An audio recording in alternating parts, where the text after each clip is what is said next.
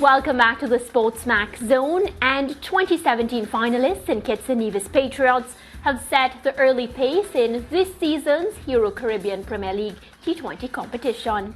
The Patriots have won their first 3 matches.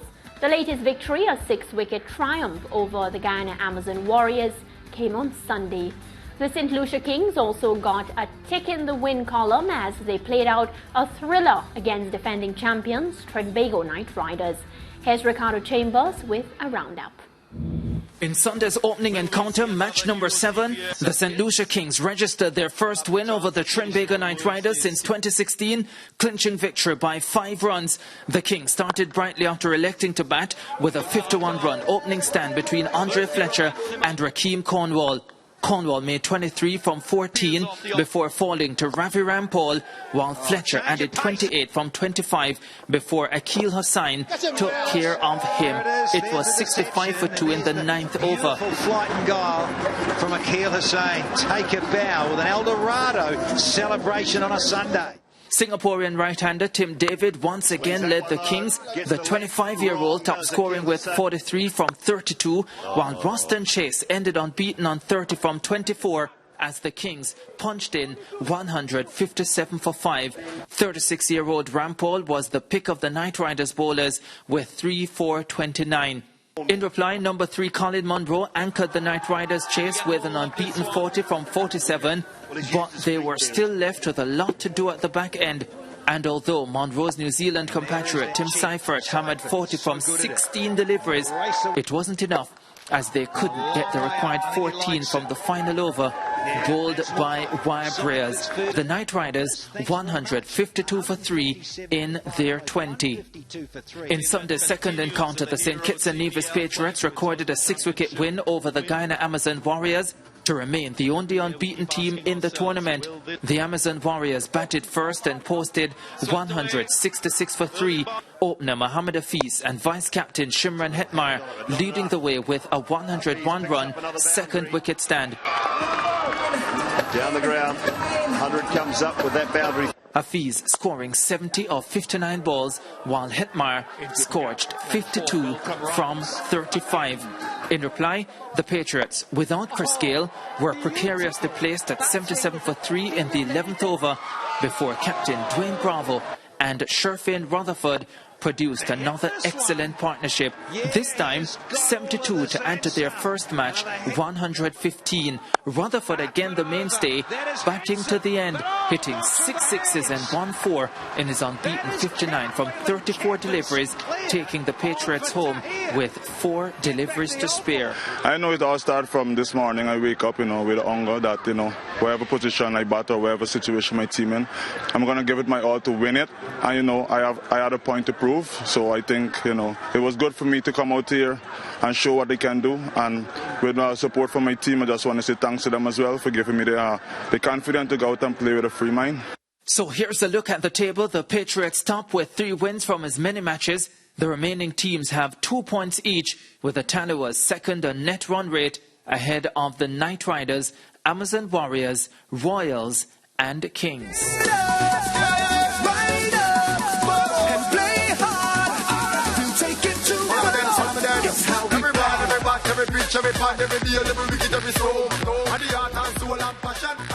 Lance, let's talk about the Patriots and how good they've been in the first 3 matches of the tournament. 3 out of 3, perfect score. Yeah, well, to be quite honest, so far from an efficiency standpoint, they have looked almost flawless. They defended a good total in the opening game, 175, and then they chased total successfully after that. Dominic Drakes has looked impressive, and Sherfane Rutherford, who we just saw, 2 very, very solid half centuries so far. A fine start by the St. Kitts and Nevis Patriots. Outside of the TKR chasing a total to beat the Barbados Royals, the Patriots have been the only team to successfully chase runs so far in this tournament. So they defended runs, they chased runs. So up to this point, I would suspect that the entire St. Kitts and Nevis management team will be happy with what they've seen from the Patriots so far. Definitely, and I get the sense that this year's St. Kitts and Nevis Patriots team, they're oozing with confidence, Lance, and it's so much confidence that they can intimidate the other team, even if the other team is in a winning position. And I got that sense even more so against the Guyana Amazon Warriors, because really and truly, it was the Guyana Amazon Warriors to lose, right?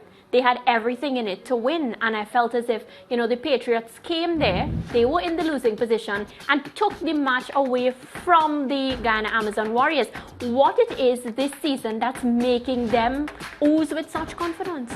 Well, I think their captain, DJ Bravo, has had a lot of influence on this team. We know that he is one of the most effervescent cricketers we've seen come out of the Caribbean in the past 2 decades, DJ Bravo.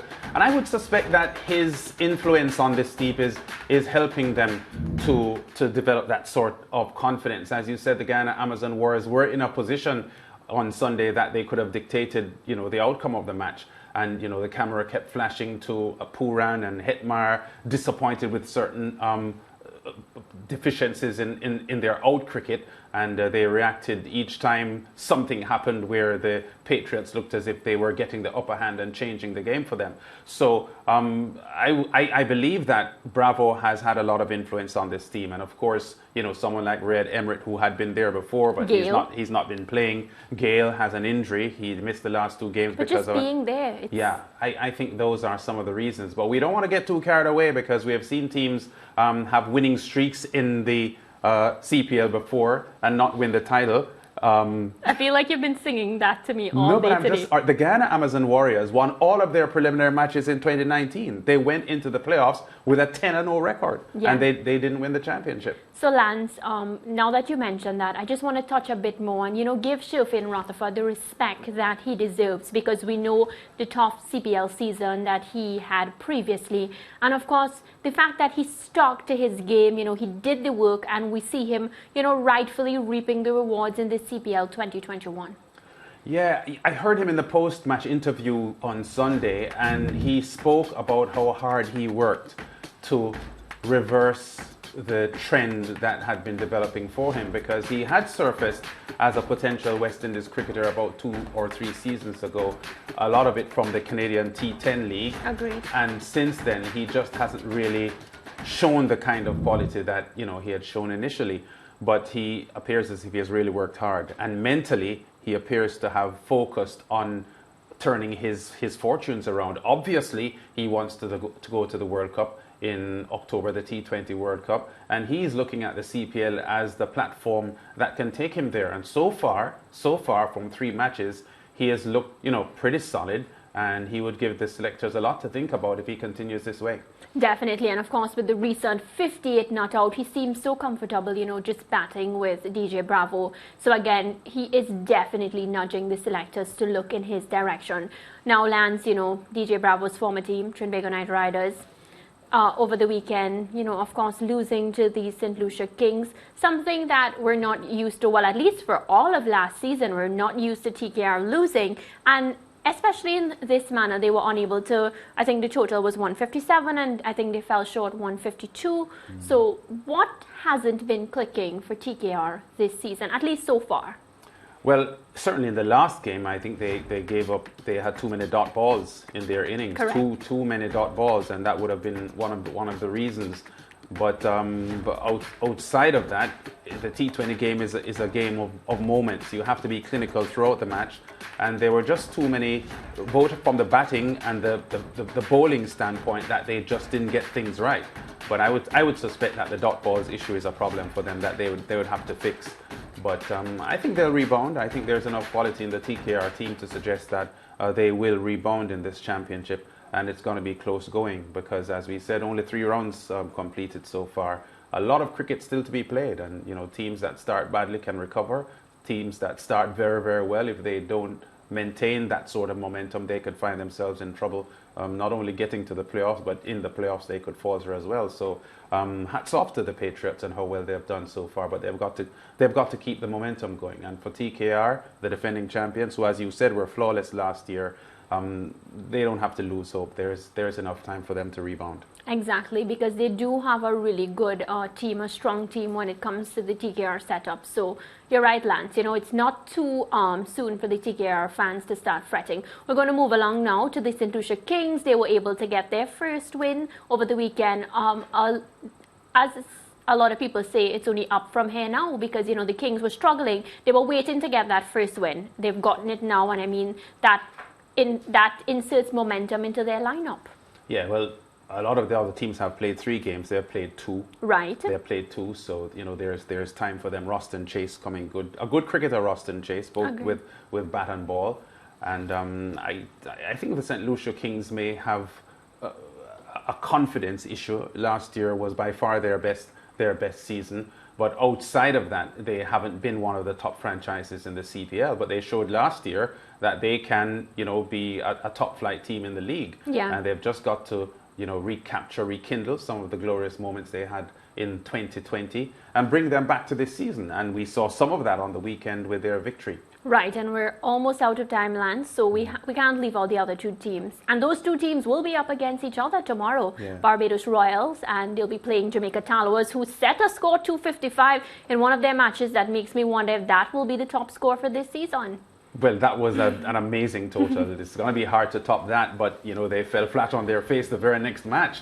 So disappointing for them, the Tallowers. As we had said on Friday, a team that has blown hot and cold throughout the entire history of the CPL, because when they are good, they are very good enough to win the championship, and then when they are bad, they are so bad that they don't even make the playoffs. At the moment, we've seen one brilliant performance and another performance that wasn't so hot. So we'll see what they have in store. The Barbados Royals recovering from a dodgy start and getting a win as well. I think the CPL is wide open, really, really wide open CPL. And any of these teams can make the top 4, and who goes on to win the championship is anyone's guess.